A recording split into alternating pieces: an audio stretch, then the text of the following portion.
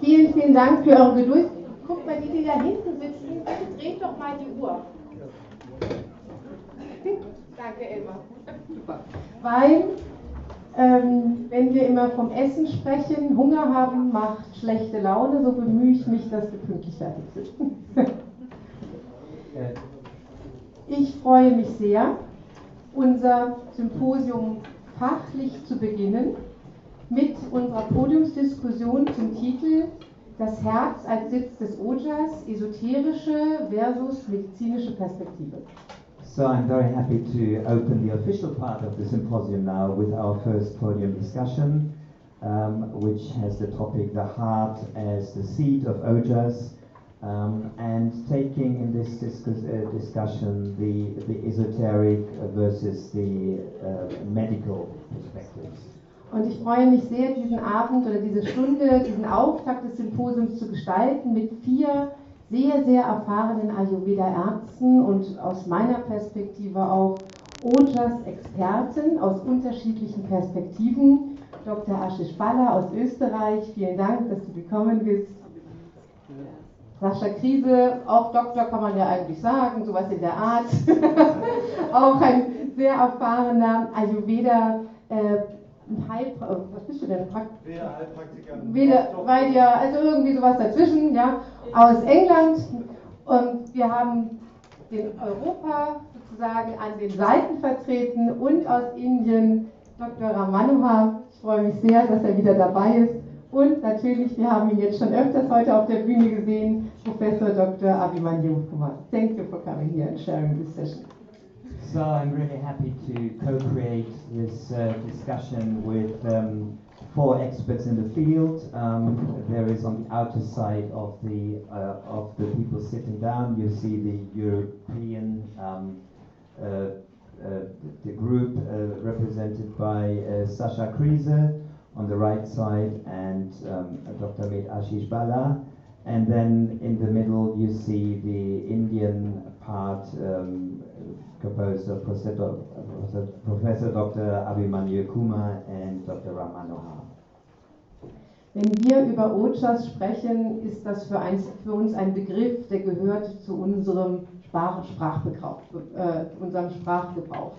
Doch wie können wir Ojas übersetzen für jemand, der nicht aus dem Ayurveda kommt? Das ist eigentlich meine erste Frage, weil wir wollen ja auch unsere Themen kommunizieren mit Menschen, die es brauchen, nämlich Menschen, die Ayurveda noch gar nicht kennen. Und da sind manchmal so kleine Wörter mit 3 Buchstaben, O-J-A, sehr, sehr lange mit sehr, sehr vielen Dingen zu erklären. So the skill in this is that within our culture here, we know what we talk about when we talk about Oja or Ojas. The challenge is how do we explain this to people outside of this community who haven't heard the term, who cannot relate anything in their experience or their knowledge to this word. How do we go about this? Und dazu möchte ich als allererstes gerne Dr. Manohar fragen, weil Dr. Manohar ist für mich einer der Lehrer, der komplizierte Sachen auf sehr einfache und für jeden verständliche Weise erklären kann. You are my first. Und erklär das warum. So yeah, I'm going to pass on the mic to Dr. Manohar, who is an expert in explaining these things. Very, very complex things in easy way. Very complex things in very easy ways. Yes, so very good evening. And I think it's a very interesting topic that we have chosen for discussion today, looking at the esoteric aspects of Ojas and especially heart being the seat of Ojas. But I would like to highlight that there are also many non-esoteric aspects about Ojas, because I thought the focus of our discussion was to build the bridges when you look at it from a Western perspective. You know, Ojas is a bit of a complex topic, and there are several meanings ascribed to Ojas. And I would like to start with the most simplest thing which is acceptable to both Ayurveda and to Western science, is that Ojas is also considered to be just Rasa Dhatu itself. So in the classical Ayurvedic text, there is the mention of Rasatmakam Ojaha, which means Rasa Dhatu itself is Ojas, and the 10 vessels that come out of the heart are also called as Ojovaha, Dhamanis. They carry Ojas all over the body. And it's when we come to certain other aspects of Ojas, as you know, Ojas as the essence of all the dhatus, and then its classification to para and apara, then we do encounter some esotericism. But otherwise, the basic concept is just that the heart being the receptacle of Rasa Dhatu, and that Rasa Dhatu is like Ojas for the rest of the tissues. Because unless Rasa Dhatu reaches all the dhatus in the body, life is not possible. And in that sense, heart is primarily understood as the receptacle of Rasa Dhatu itself. There's just one more point I want to make. In Charaka Samhita, this relationship has been explained in a chapter dealing with alcoholism, where the relationship is explained that the sattva or the mind, the basis of the mind or the sattva is Ojas. Because without the Ojas, the mind cannot function. And Ojas is based on Rasa Dhatu, and Rasa Dhatu is based on the heart. And so for this reason, the heart is the basis of Ojas. So I wanted to open the discussion by saying that, it's not all esoteric. I mean, there are also very logical, simple explanations of why the heart is Ojas. But there are also esoteric aspects. But maybe I'll pause now. Or Yes, that's fine.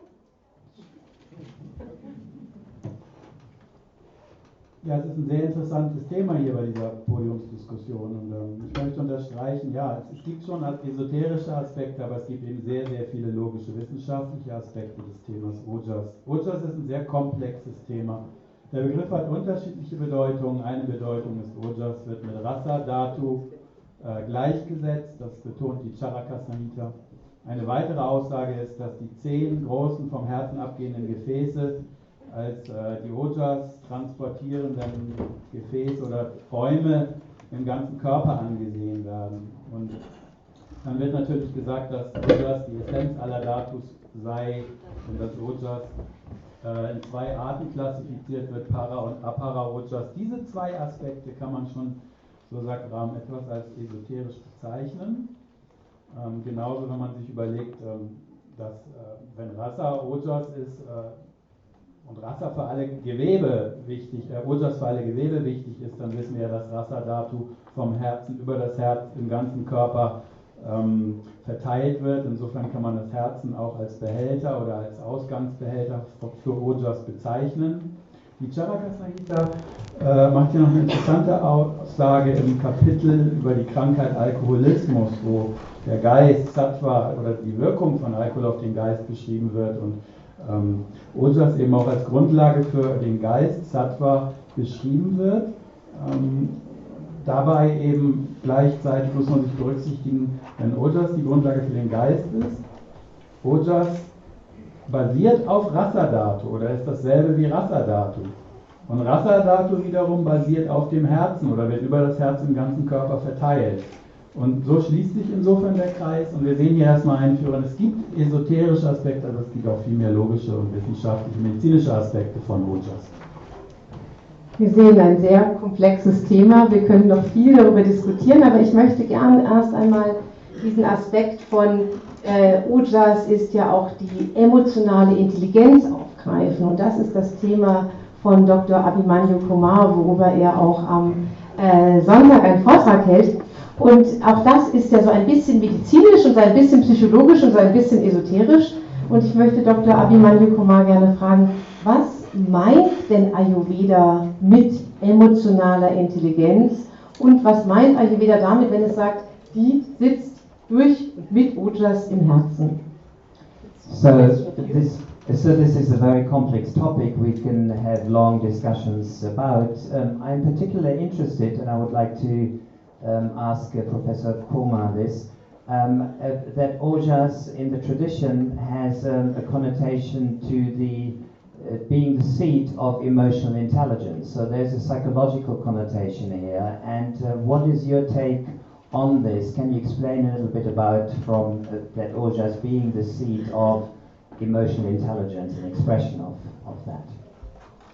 So before I say something, I just want to ask one question from you, people. Normally,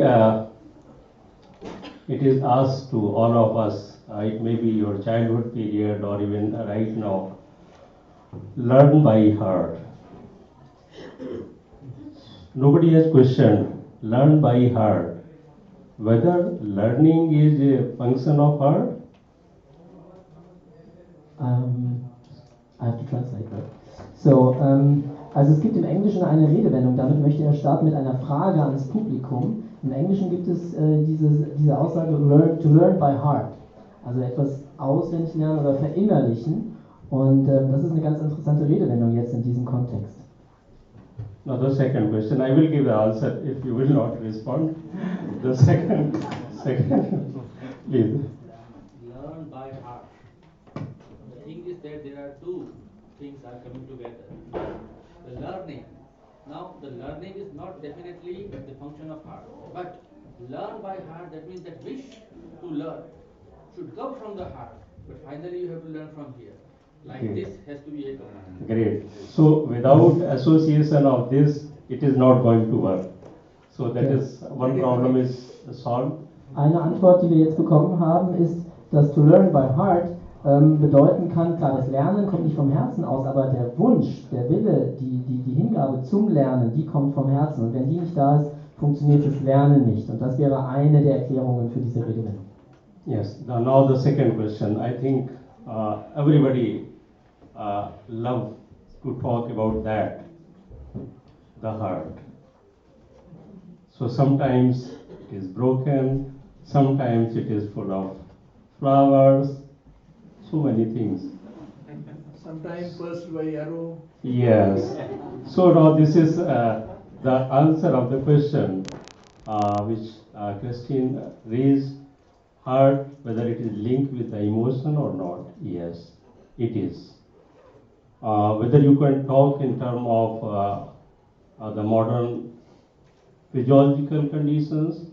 So when you are emotionally means up and down, you can feel something here.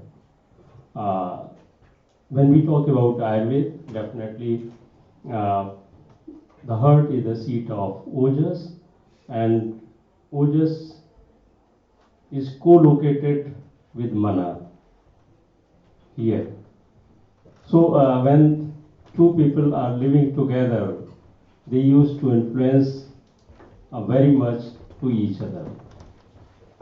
If you just see the functions of Oj or the characters which are mentioned after the depletion of Oj, you will get the clue that Ojas is concerned with emotions.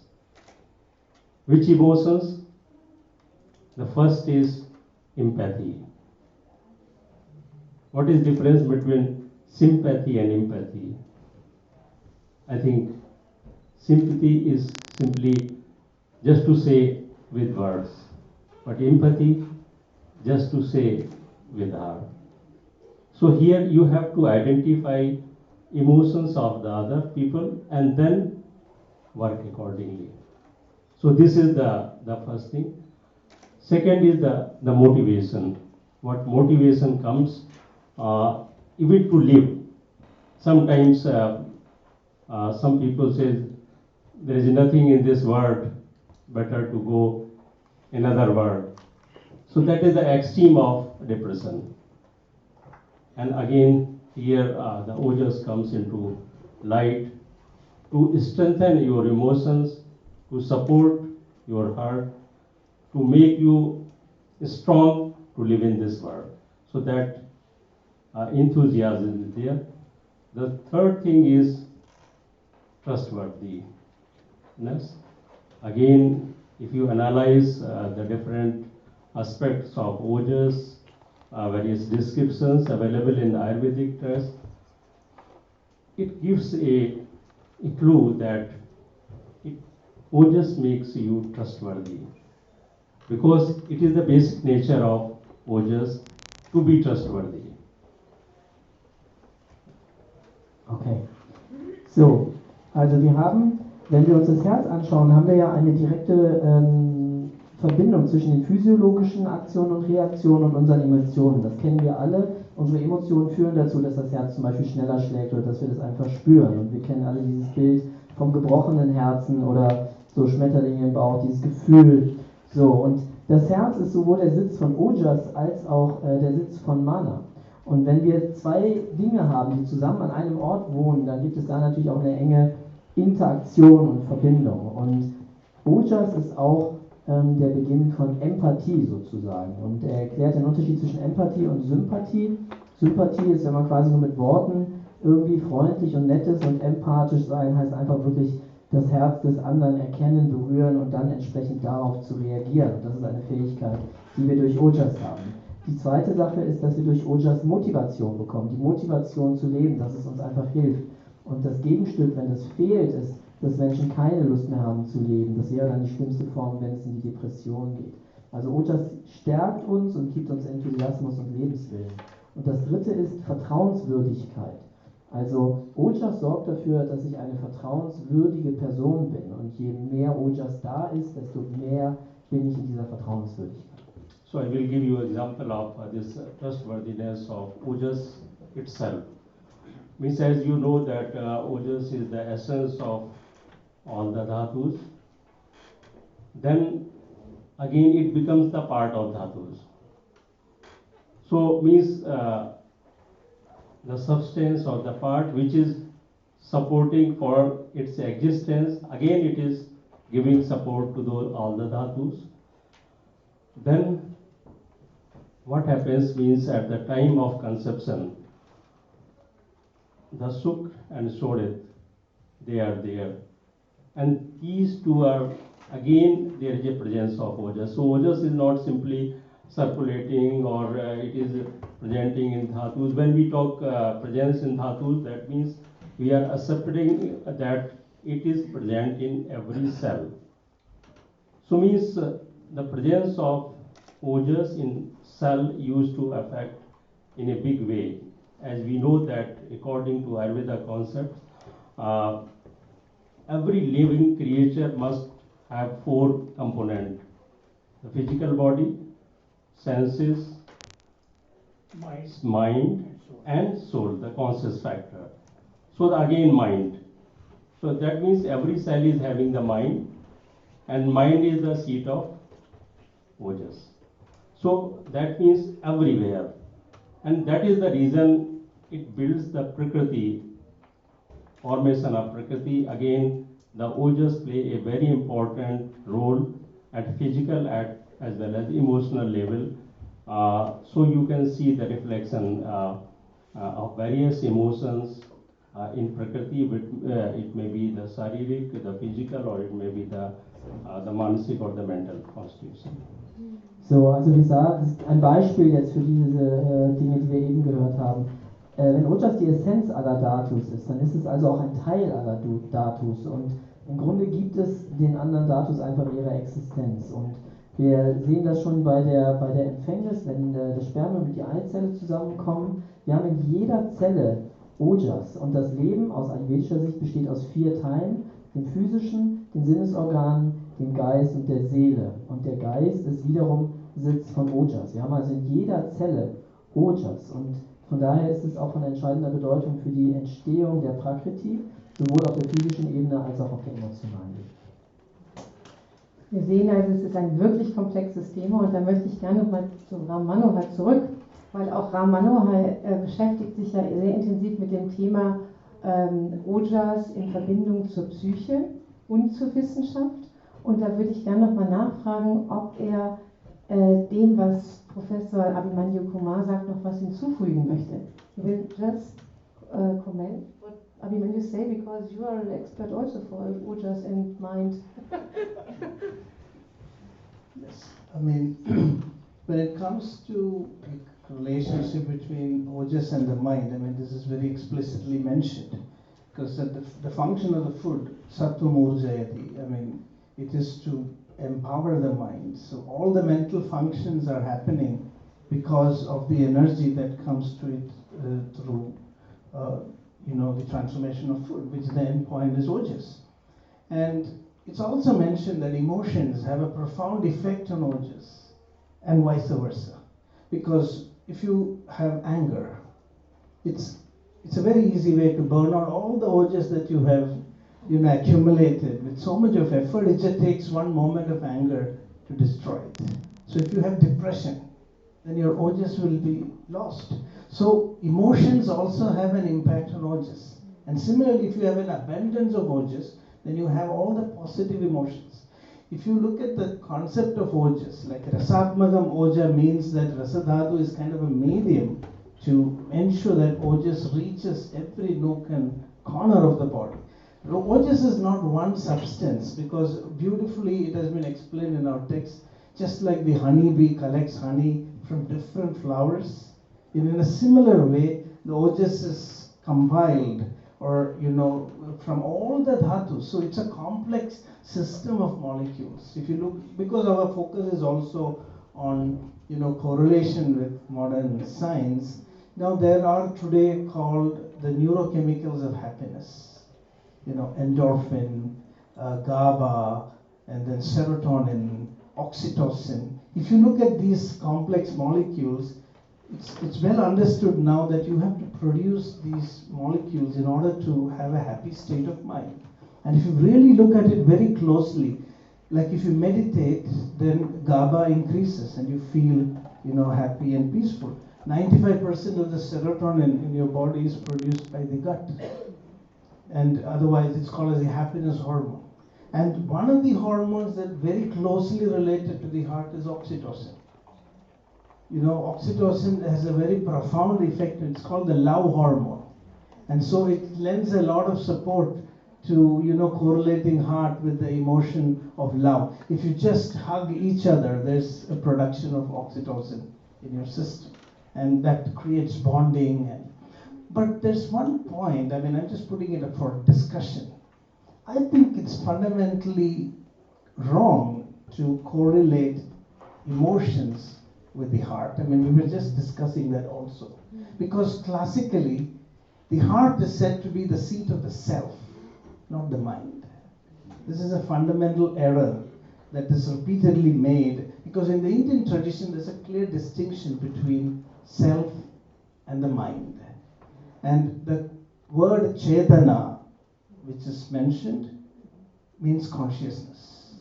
Because when I say I, my hand will automatically go above my heart, not here. Because this is the ego. This is the state of the ego. And it is here that all the emotions are there, not here. But the emotions can affect your heart. It envelops the light of the self, masks it. But the emotions are here because the ego, the mind, is here. And even in modern, neuroscience, we have found also the physical locations of your emotional, mind. But the thing is that the heart, as such, is the basis for even the functioning of the brain. I want to demystify this concept of ojas and heart. That is what I was trying to say in the beginning. It's not mysterious. Like when the acharyas were telling that heart is the basis of ojas, they clearly explain that it is through the dhamanis that ojas is distributed. And even for the function of the brain, you need this ojas, and it is rasatmaga. Ojas itself, you have the essence of the dhatus as ojas, you have slaishmika ojas, and then you have rasatmaga ojas, and then ojas is classified into para and apara. So when it comes to para ojas or the ashtabindu pramana ojas, that is where we have, what is that? Yes, that's a interesting question. And that is where I want to say that many things about the heart was also not known to modern science until recently. Now, heart itself is considered to be a mini brain. There were 40,000 neurons in your heart. This was not known before. And the heart is actually communicating to the brain. And so there is a connection. And there is, of course, oxytocin and chemicals like this, which, even modern science has not fully understood. So I think in Ayurveda, like what I wanted to convey is that there is an esoteric and also a very plain, commonsensical explanation of heart as the Ojas. And I think that commonsensical explanation is very straightforward. The essence of the food. And I would also like to add, it was a beautiful example given by Abhimanyu about by hearting. But I would like to interpret it slightly differently. You know, by heart means the function of the heart is to take the essence of the food, you know, and then distribute it in a way that it can be used. So, by hearting also could mean, you know, the assimilation of, you know, what you are learning and reading, because that is the function of the heart, to get only the essence. It does not accept anything else. It will not accept raw food. It will accept only digested food which is ready for use, which is useful for the dhatus. And I would like to interpret by heart in that sense. So, yeah, I think to cut it short also for...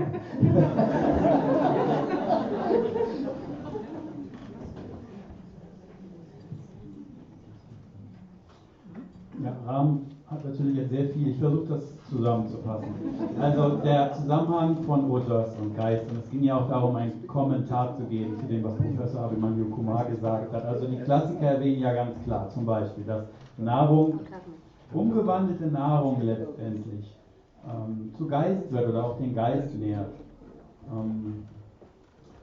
Emotionen und Ojas beeinflussen sich gegenseitig, sagt Ram. Zum Beispiel kann man ganz klar praktisch beobachten, dass ein Zornesausbruch den Ojas-Level innerhalb von einer Sekunde vernichten kann, dass bei einer akuten klinischen Depression der Ojas-Level quasi in nichts aufgelöst ist. Andersherum, wenn der Ojas-Level sehr hoch ist, dann hat dieser Mensch alle positiven Emotionen zur Verfügung.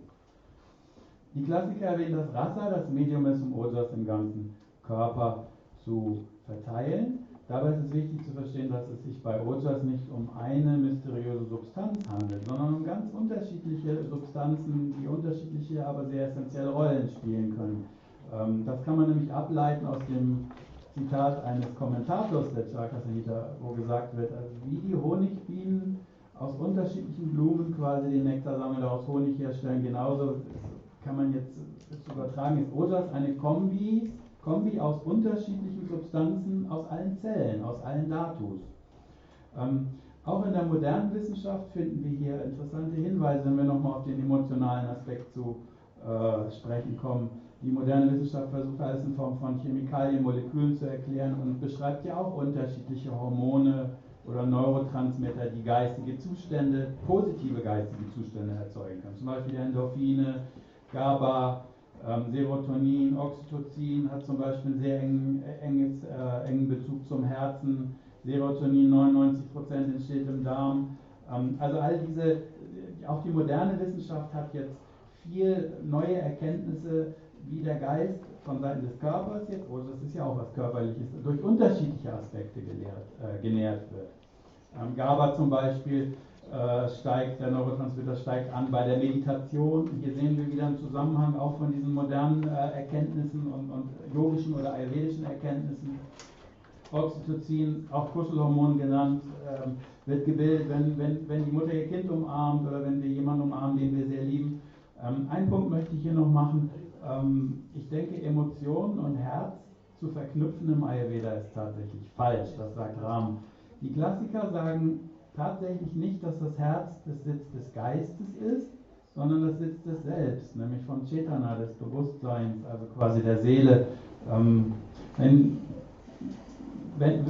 ich sage, ich bin ein Ego, quasi ich bin der Mensch, um den es geht, dann bin ich mehr im Kopf. Das Ego und der Geist, den würde Ram mehr dem Kopf zusprechen. Während wenn ich wirklich meine Essenz als Mensch meine, dann lege ich meine Hand aufs Herz und diese Essenz, die würde Ram eher als das Selbst im Sinne der Schriften als die Seele interpretieren.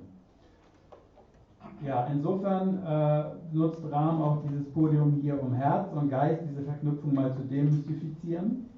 Er betont nochmal diese Zusammenhänge, die auch sehr wissenschaftlich sind, dass Rasa-Dhatu Ojas entspricht, dass die Klassiker sagen, ein gesundes Kapha ist dasselbe wie Ojas. Was natürlich die zwei Arten von Ojas angeht, das Para-Ojas, diese geheimnisvollen 8 Tropfen, die haben natürlich ihren Sitz im Herzen. Und wenn man natürlich Ojas und den Geist hängt miteinander verknüpft, beide Zustände bedingen sich ja selbst, dann haben wir hier natürlich doch wieder eine mentale Verknüpfung mit dem Herzen. Wir haben auch hier interessante moderne wissenschaftliche Erkenntnisse, dass das Herz nämlich auch sehr, sehr, sehr viele Tausenden von Neuronen erhält, quasi wie so ein Mini-Gehirn ist. Auch das kann man jetzt hier, 40.000 Neuronen im Herzen, kann man jetzt wieder verknüpfen mit dieser Aussage, irgendwie sitzt im Herz eben auch Geist oder eben Verstand, so muss man es sagen. Und dieses Herz, diese Neuronen im Herzen kommunizieren natürlich mit dem Gehirn. Also wir sehen hier, einerseits finden wir esoterische Elemente im Ayurveda, andererseits aber auch sehr viele wissenschaftliche, logische Elemente, die auf gesundem Menschenverstand beruhen. Was jetzt diese Redewendung angeht, etwas by heart lernen, also auswendig zu lernen, sagt Rahm, er würde das ein bisschen anders interpretieren, diese englische Redewendung, und würde sagen, tatsächlich, ja, was macht das Herz? Das Herz ist die Ausgangsbasis vorverdaute, also verdaute und durch die Leber verstoffwechselte Nahrung im ganzen Körper zu verteilen. Insofern, was assimiliert das Herz? Jetzt nicht unbedingt mentale Zustände, aber Nährstoffe, die vorbereitet sind, um über das Herz im ganzen Körper verteilt zu werden und darüber natürlich, über die Gesundheit des Körpers, auch sicherlich eine gesunde Grundlage für den Geist zu sein. Das sind Rahms Ausführungen. Here is small comment here.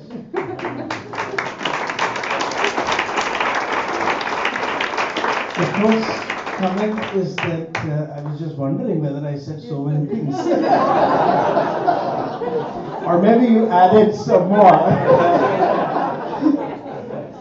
So, this is the last point, because I think that gives a real emphasis that the mind has been said to be achetana. I mentioned it's just the opposite of chetana, because it's said to be non-conscious. And in the astrological tradition, the heart is said to be the seat of sun, and the mind, that is the moon. So it's very clear that the mind is only reflected light. And this is the light of the self. And that's why the heart is the seat. If it's connected to any emotion, it's to love, the higher emotion. Der Geist wird ja mal wieder als Achetana bezeichnet, also sagen wir mal unbewusst, ganz einfach übersetzt. Wenn man jetzt mal in die vedische Astrologie schaut, hier ist das Herz, wird mit der Sonne in Verbindung gebracht.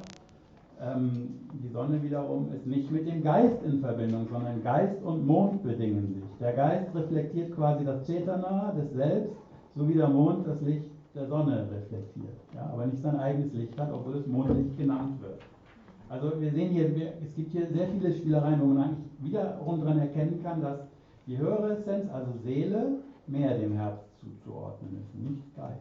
So the last point, the translation is always longer than is, just the last thing which I will say is, if you look at the anatomy of the heart, the blood supply to the heart, the coronary arteries, it's very interesting where it arises. It's just above the aorta, and the heart is designed in such a way that when the heart pumps, the blood will go bypassing the coronary artery. The heart gets only the blood flow when the backflow comes. That is, after the blood is given to the head, the whole body, the heart takes what remains. So this is the sacrifice of the self.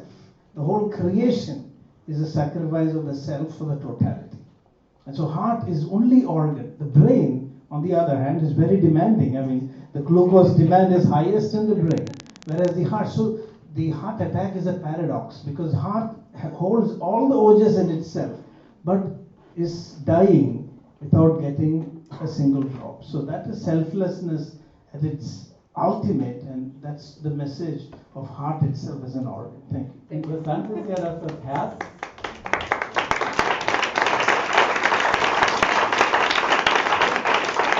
seinen eigenen Sauerstoff verbraucht, also für die Zellen quasi sicherstellt. In der Diastole nämlich werden die Koronararterien quasi genährt. Er sagt, ja, also das Herz quasi sagt zuerst der Rest des Körpers, dann nähere ich mich. Das ist auch etwas, was man jetzt im übertragenen Sinne eher als das Opfer der Seele darstellen kann, während dir das Gehirn ganz klar fordert, ich brauche Glucose oder ich sterbe. Short enough? Wir kommen ein bisschen mehr zur täglichen Praxis, in der Ojas ja auch eine große Rolle spielt. Und dazu freue ich mich sehr, Dr. Ashish Bhalla bei uns zu begrüßen. Er ist einer der... oh, yes, please come. So as we are discussing about Ojas, and we are confined only up to heart or Hridaya. But in our text, it is very clearly written that although this heart is Hridaya is the seat of Para Oja, but Apara Oja, that is throughout the body. So we have to be very careful to confine our discussion only up to the heart. We have to take the whole of the body and mind in consideration while we are discussing Oja. It is not segmented or isolated in Hridaya only. Because there two things are to be taken into consideration. Number one, that they have also told the amount, the quantity of the Ojas. Para Oja, Ashtabindu means 8 drops, and full body Oja, that is upper Oja, that is half Anjali, means half of this. So while discussing, I think we should not only confine up to the heart, but we should take Ojas as a whole, in whole of the body and mind. Thank you. Thank you.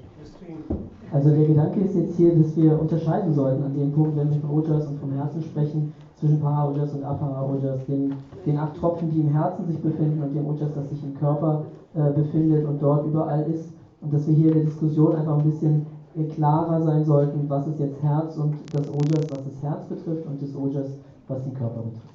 I totally agree with you, but I thought we can talk about this in 10 minutes. We have 2 questions before. So, because I know if we are starting with a discussion about this 8 drops and so, then time will go on.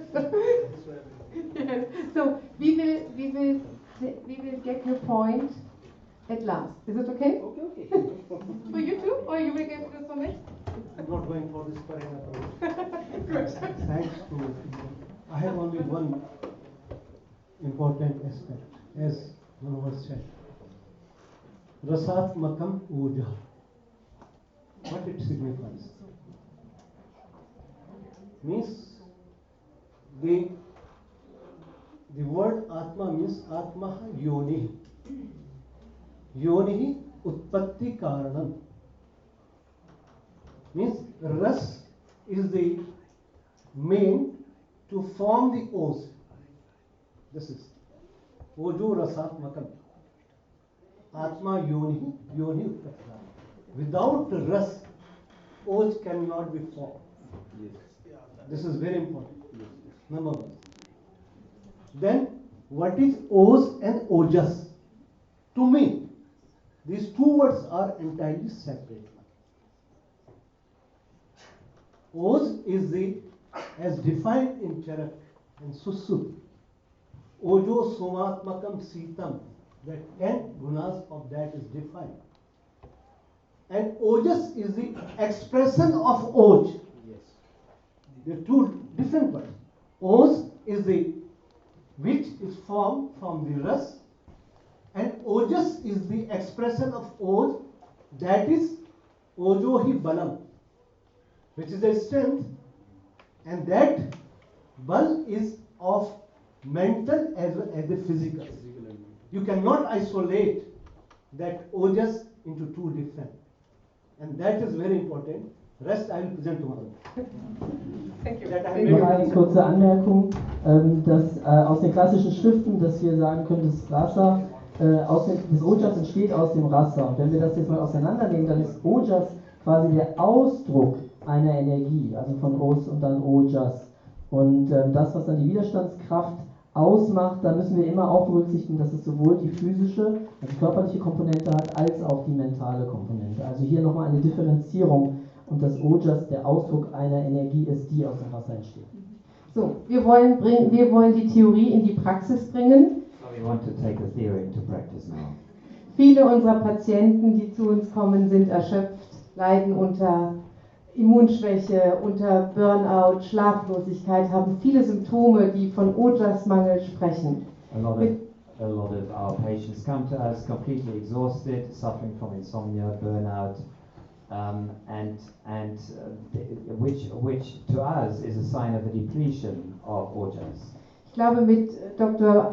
Ashish Bhalla haben wir eine der erfahrensten Ayurveda-Ärzte im Westen, die sich mit diesen Themen auseinandergesetzt haben. Und ich würde gerne Ashish fragen, wie würdest du deine Patienten einfach wie betrachtest du die? Also wenn die mit ihrem Burnout kommen, mit ihrem Ojas-Mangel, was sind die Ursachen, was sind die Hauptprobleme deiner Patienten und was machst du mit ihnen? So Dr. Ashish Bhalla is one of the big experts here in the West who deals with this kind of problems and challenge. And Kerstin is asking how in his own experience, he views people who come with this syndrome or this complication. Namaste, einen schönen guten Abend von meiner Seite. Die Frage ist sehr komplex und es wurde sehr viel über Ojas in der Theorie einfach erklärt. Ich möchte mal sagen, wer von den Patienten, die wir wirklich sehen, ich sehe 2.000 bis 2.500 Leute im Jahr, hat Ojas. Die Leute kommen nicht zu mir, um Tee zu trinken. Ojas fehlt ihnen in jeder Form. Und das sollte mal differenziert werden. Es gibt sehr schöne Sätze und Verse in der Charaka Samhita, aber der Mensch hat sich die letzten 4.000, 5.000 Jahre körperlich und mental degeneriert. I just want to start with a little critical point. I'm seeing 2.500 to 3,000 patients a year, and who of them who comes to me, they don't come to me to drink tea, you know, I'm a doctor, has got Ojas. I see nobody, never, ever with Ojas, and that should be said. There's so many nice words what Ojas is, there are a lot of theoretical things, and this is beautiful what you said, but the modern human being is degenerated. And the question was why? Die Frage war, ich wechsle das Deutsch um, die Frage war warum? Das hat sehr viel mit unserem Leben zu tun. Wer gibt Ruhe? Wer achtet auf Ruhezeiten? Wer ernährt sich gut? Wer schaut auf Yoga, Meditation, Bewegung, Sport? Es fängt bei der Prävention an. If you see the modern patient, I think it's the same in India like it is in Austria, who does take care of a good nutrition, of a healthy exercise, of yoga and meditation in normal life? I've got patients who don't even know how to cook and they are 40 to 45, 50 years old. Ich habe Patienten, die kommen zu mir und wissen noch gar nicht, wie man kocht, obwohl sie 45, 50 Jahre sind. Und hier muss man eigentlich auch ansetzen. Es ist wichtig, natürlich hier mit Rasayanas zu arbeiten. Wir haben die Möglichkeit in Europa auch hochdosiert mit Rasayanas zu arbeiten, Agni zu stärken. Aber der Lebensstil, das ist der Clou. Der Lebensstil macht die Patienten dann wieder glücklich. You can work with Rasayanas. We've got pharmacies which are giving high dosage of Rasayanas. You have to take care of Agni. But the main fact is lifestyle. People should learn to enjoy life again. Yeah? Und du hast vollkommen recht, wir haben auch Burnout-Seminare, nicht Seminare, die zum Burnout führen, sondern Burnout-Prophylaxe-Seminare entwickelt. Da meine ich nicht nur ich, sondern auch Dr. Wolf, der im Podium sitzt. Es kann sehr, sehr viel hier mit Yoga und mit Ruhe gemacht werden. We also created some seminars, burnout seminars, not bringing you to burnout, but preventing burnout. And there comes the point of yoga and meditation. Thank you. Du sagst,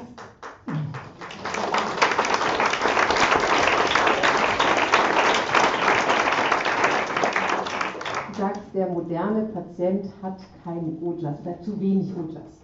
Und ich glaube, das ist eine Kernfrage, wie können wir erkennen, wie viel Ojas hat mein Patient? The question is how we can see, how we can diagnose, how many Ojas have my patient. Und diese Frage möchte ich gerne an alle stellen, aber zuerst an Sascha Kriese, weil Sascha Kriese ist einer unserer Diagnosespezialisten hier im Haus und unterrichtet auch Pulsdiagnose und andere Anamnese- und Diagnosetechniken. Und Sascha, wie stellst du fest, wie viel Ojas dein Patient hat? Yeah, okay. So Sascha is one of the experts here in the house on the topic of diagnosis. And so the question is, how do you, Sascha, diagnose, recognize a state or the quality of Ojas in a patient? I don't. So I'm asking this the right person. Very good. Maybe just to say that conceptually I approach it slightly different, not because it's right or because it's wrong, because I find it works in practice. For me, Ojas is more an indicator than a diagnosis, more an indicator for something. These are lakshanas that show me, okay, so something else is happening. And if physically, mentally, emotionally, something is going wrong, I need to take care of that. And the Ojas will tell me when that problem has been solved. Because the Ojas will be up, the sap will be back in the system, I will glow. All of this will happen. Also dieser Ansatz, den ich in der Praxis mache, ist der, dass das nicht zu sehen so sehr als eine Diagnose oder eine diagnostische Krankheit, sondern mehr als ein Zeichen. Es ist nur eine Anzeige dafür, dass eine Problematik woanders besteht. Also es ist nicht der Ojas-Mangel, der verursacht, sondern die Ursache ist irgendwo, und dann sehe ich es am Ojas, der Saft geht runter. Und das heißt, zu gucken, wo sitzt jetzt die Ursache, körperlich, geistig oder emotional. Und meine Ansicht hier ist, dass die Ursache immer im emotionalen Bereich liegt. Nicht im körperlichen und nicht im mentalen. Die sind zwar alle mit verbandelt dann, aber entscheidend ist rauszukriegen, wo hat es angefangen. Und ich glaube, der Ansatz ist immer in den Emotionen. For me, an important other concept in this context is that the cause of any problem, whether it manifests on a physical or a mental level, is always the emotional component or the emotional cause that is behind that is driving any manifestation. And I'm saying this because, and that brings me back to the term emotional intelligence. You mentioned that. For me, emotional intelligence is really dealing with emotions intelligently. What does that mean? Emotions are not something, I believe, that should be judged, that should be discounted, or something that needs to be eradicated through meditation or whatever, but emotions is energy in motion. It's neutral, one, and second, they have normal physiological function. They are important. And when I say emotions, I mean the core emotions, so anger, fear, joy, and sadness. They have very clear function in the system. And if I don't know how to connect to those, how to recognize those, if I don't know, if I have never had a modeling how to do that, or if culture says it's not okay to be angry, particularly for women, don't be angry. It's okay for you to cry, but don't be angry. Then the problems start, because then something happens psychologically that we call as cross-wiring. And then when a woman gets angry, which is a normal emotion, she starts crying. And it doesn't help, and it will cause a lot of problems. And this is what I will see. And eventually, Ojas will go down. But it's important to find out, where did this cross-wiring happen? Where did this come from? And understanding that emotions are important, and that there are not emotional people and less emotional people. We're all emotional. We just tend to discharge or express them differently. Also der Ansatz hier, Emotionen sind immer die Ursache, und es ist wichtig zu gucken, dass wir mit Emotionen intelligent umgehen. Intelligent im Sinne von, dass wir verstehen, was ist ihre Funktion, was ist ihre normophysiologische Funktion im Körper. Sie haben eine ganz wichtige Aufgabe, und wenn wir sie sozusagen vernachlässigen oder nicht wissen, oder wenn wir nicht daran eingeführt wurden, oder wenn unsere Kultur uns verboten hat, bestimmte Emotionen zu fühlen oder auszudrücken, wie zum Beispiel bei Frauen, die dürfen nicht böse oder wütend oder Rage erst recht nicht, und schon gar nicht Männern gegenüber zeigen. Aber es ist okay für Frauen zu weinen. Naja, Heulsuse ist okay. Wenn das passiert, dann gibt es so psychologische Verknüpfungen, die dann immer, wenn eine Frau in die Wut gehen will, die ihr zeigt, nämlich, dass jemand ihre Grenzen überschritten hat, und sie darauf dann mit Wein reagiert, was damit zu tun hat, Verbindung zu verlieren, dann gibt es ein Big Mess. Und das wird riesengroße Probleme nach einer Weile auch auf der körperlichen Ebene bringen. Ich würde gerne nochmal bei dem Diagnosethema bleiben, weil ich finde, für uns als Therapeuten, als Ärzte ist es wirklich wichtig zu erkennen, wo brennt es und wie schnell muss ich was tun. Und ich glaube, Dr. Bias möchte dazu gerne einen Kommentar geben. So, I would like to return to the question of diagnosis, because we see a lot of people in a certain state of being, and so the diagnosis, or to pin the problem down, is really important. So this gentleman here has something to say about this. I'm Vaidya Prathamesh Vyas from Padam's Ayurveda Clinic. Our chef, Dr. Lothar Pirik, is also here. I have respect to him. So, I would like to say the Oj, Ojo hi balam uchate, that Oj is the strength. How to diagnose the strength. Now, Sattva, Atma, Shariram cha, Trayame, Tatri, Dandava, that the three pillars of the life is Sattva, that means the mind, Atma, soul, and the body. Trayame, Tatri, Dandava, that means the three pillars of life. But these three pillars should come together. How they come together? The base is the Oj. Then, if the three sub-pillars are there, then Ahar, Nidra, Brahmacharya. How to perform this Ahar, Nidra, Brahmacharya, they are the sub-pillars to support these three pillars. Now, talking about the strength. Very short. Yeah, coming. Because it is important to point out this, because why I say these three pillars. This is not a description. The thing is that there are 7 tissues. 7 tissue has its own function.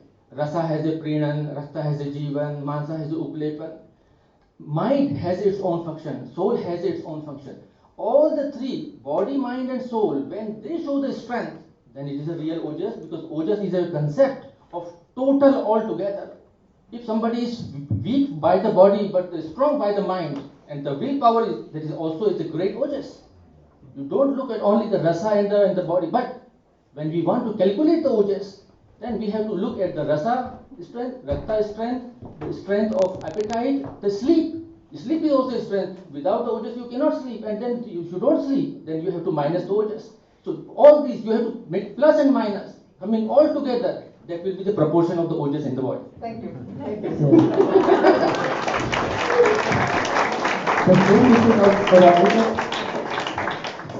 Now we cannot start this big discussion, because then everybody will be so hungry that we will also produce bad emotions. But last question to Ashish.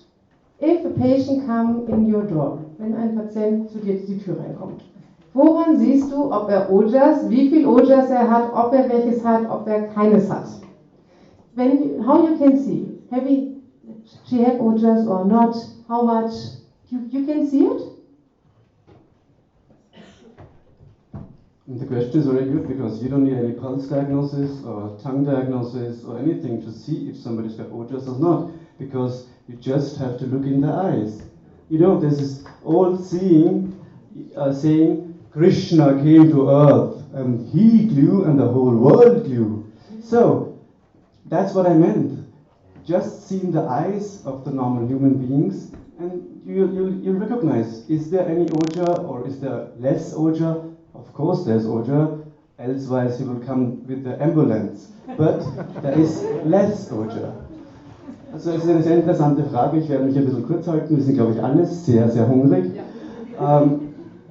Man braucht weder Puls noch Zungendiagnose, man braucht nur in die Augen zu schauen. Man merkt es eigentlich an der Kraft der Augen. Ja? Die Leute, die eine Ojas-Schwäche haben, sie haben nicht kein Ojas, ohne Ojas würden sie mit der Ambulanz zu uns kommen, haben einfach den Glanz der Augen verloren. Und in den alten Schriften steht ja auch, Krishna kam auf die Welt und hatte so viel Ojas, dass er läutete, aber auch die ganze Welt.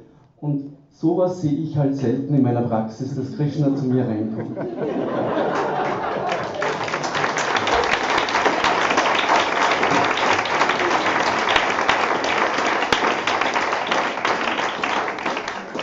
Wir sehen Ojas, ein spannendes Thema. Ich glaube, wir haben ein interessantes Wochenende mit viel Diskussion vor uns.